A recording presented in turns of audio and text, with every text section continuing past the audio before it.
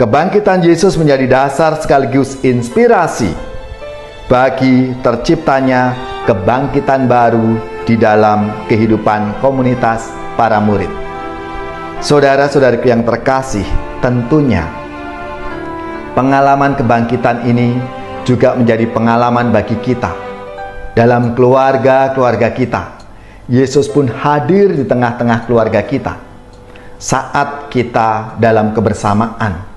Entah itu di ruang keluarga, entah itu kita sedang makan bersama keluarga, rekreasi bersama keluarga, atau kita berdoa bersama keluarga. Disitulah, saudari-saudaraku yang terkasih, berjumpa kembali bersama saya, Inspirasiku di Antara. Renungan harian Jumat 14 April dalam Oktav Paskah. Semoga kita bersama keluarga, komunitas kita, selalu dalam keadaan sehat, tetap baik, dan semangat. Marilah kita mengawali renungan kita hari ini dengan tanda kemenangan Kristus. Dalam nama Bapa dan Putra dan Roh Kudus. Amin. Allah Bapa pencipta dan penyelamat, segala sesuatu tercipta oleh sabdamu dan baik adanya. Semoga dengan kebangkitan Putramu yang mulia, kami Kau ciptakan kembali menjadi manusia baru. Sebab Dialah Tuhan pengantara kami, yang bersama dengan Dikau dalam persatuan Roh Kudus, hidup dan berkuasa Allah sepanjang segala masa. Amin. Dalam nama Bapa dan Putra dan Roh Kudus. Amin. Inspirasi kita hari ini dari Injil Suci menurut Yohanes bab 21 ayat 1 sampai 14. Marilah kita baca bersama-sama dan kita renungkan. Sesudah bangkit dari antara orang mati, Yesus menampakkan diri kepada murid-muridnya di pantai Danau Tiberias. Ia menampakkan diri sebagai berikut. Di pantai itu berkumpul Simon Petrus, Thomas yang disebut Didimus, Nathanael dari Kana yang di Galilea, anak-anak Zebedeus, dan 2 orang murid Yesus yang lain. Kata Simon Petrus kepada mereka, "Aku pergi menangkap ikan." Kata mereka kepadanya, "Kami pergi juga dengan engkau." Mereka berangkat lalu naik perahu, tetapi malam itu mereka tidak menangkap apa-apa. Ketika hari mulai siang, Yesus berdiri di pantai. Akan tetapi murid-murid itu tidak tahu bahwa itu adalah Yesus. Kata Yesus kepada mereka, "Hai anak-anak, adakah kamu mempunyai lauk pauk?" Jawab mereka, "Tidak ada." Maka kata Yesus kepada mereka, "Tebarkanlah jalamu di sebelah kanan perahu, maka akan kamu peroleh." Lalu mereka menebarkannya dan mereka tidak dapat menariknya lagi karena banyaknya ikan. Maka murid yang dikasihi Yesus berkata kepada Petrus, "Itu Tuhan."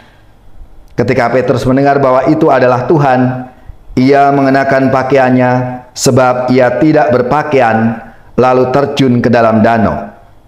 Murid-murid yang lain datang dengan perahu karena mereka tidak jauh dari darat, hanya kira-kira 200 hasta saja, dan mereka menghela jala yang penuh ikan itu. Ketika tiba di darat, mereka melihat ada api arang, dan di atasnya ada ikan serta roti. Kata Yesus kepada mereka, "Bawalah beberapa ikan yang baru kamu tangkap itu." Simon Petrus naik ke perahu, lalu menghela jala itu ke darat, penuh ikan besar. 153 ekor banyaknya.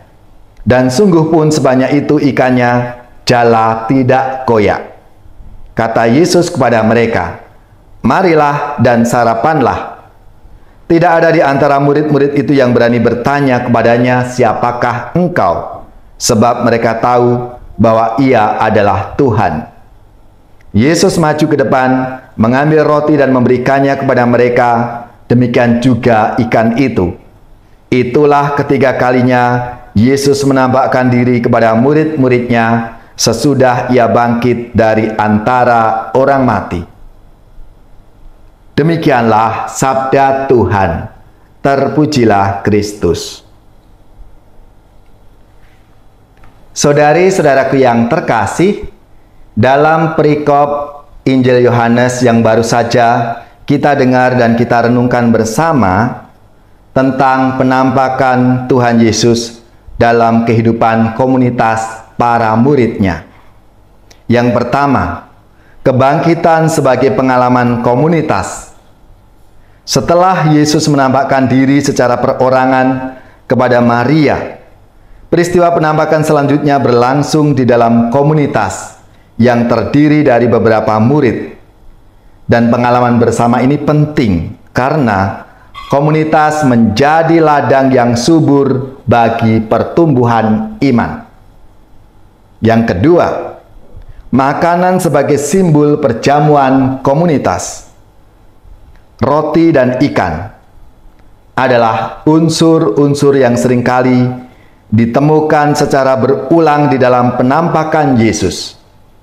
Penggandaan roti dan ikan di samping sebagai bukti indrawi bahwa Yesus itu telah bangkit. Unsur-unsur itu menyiratkan situasi berjalan bersama dalam komunitas. Roti dan ikan menjadi elemen yang mengingatkan kita umat manusia akan karya ajaib dalam peristiwa penggandaan roti dan perjamuan malam terakhir yang diadakan oleh Yesus bersama para muridnya. Kebangkitan Yesus menjadi dasar sekaligus inspirasi bagi terciptanya kebangkitan baru di dalam kehidupan komunitas para murid. Saudara-saudariku yang terkasih, tentunya pengalaman kebangkitan ini juga menjadi pengalaman bagi kita. Dalam keluarga-keluarga kita, Yesus pun hadir di tengah-tengah keluarga kita saat kita dalam kebersamaan. Entah itu di ruang keluarga, entah itu kita sedang makan bersama keluarga, rekreasi bersama keluarga, atau kita berdoa bersama keluarga. Disitulah Tuhan Yesus hadir menampakkan diri kepada kita semua. Semoga pengalaman kebersamaan dengan Tuhan Yesus di tengah-tengah keluarga kita itu menambah keteguhan iman kita, harapan kita akan kasih kepada Tuhan. Sehingga keluarga-keluarga kita ini semakin mengasihi, semakin peduli satu sama lain, dan akhirnya keluarga-keluarga kita ini siap untuk menjadi saksi Tuhan dalam hidup kita masing-masing. Maka marilah, saudara-saudariku yang terkasih, kita syukuri rahmat kebangkitan Tuhan kita Yesus Kristus di tengah-tengah keluarga kita. Semoga kebangkitannya membangkitkan kita semua untuk menjadi manusia baru.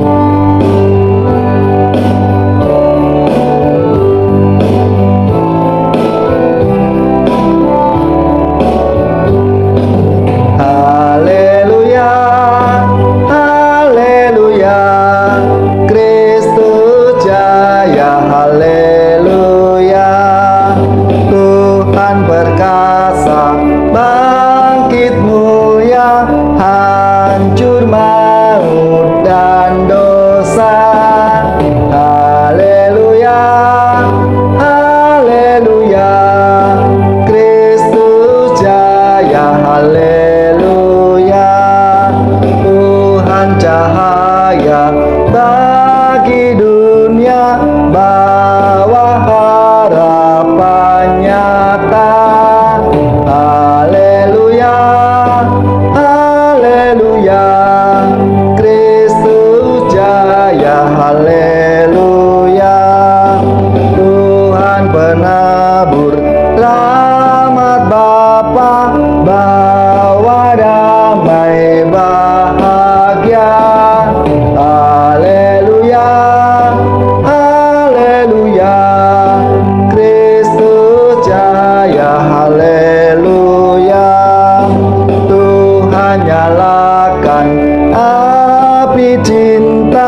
bagi hati yang hampa. Haleluya, haleluya, Kristus jaya, haleluya. Tuhan mengundang kita semua tinggal di rumah Bapa. Haleluya, haleluya, Kristus jaya, haleluya. Saudari-saudaraku yang terkasih, marilah kita siapkan hati kita untuk menerima berkat Tuhan. Semoga saudara-saudari sekalian, keluarga-keluarga, komunitas kita, orang-orang yang kita doakan, mereka yang sakit, yang menderita, seluruh tugas, belajar, pekerjaan, usaha serta karya pelayanan kita dibimbing, dilindungi dan diberkati oleh Allah yang Maha Kuasa, Bapa dan Putra dan Roh Kudus. Amin.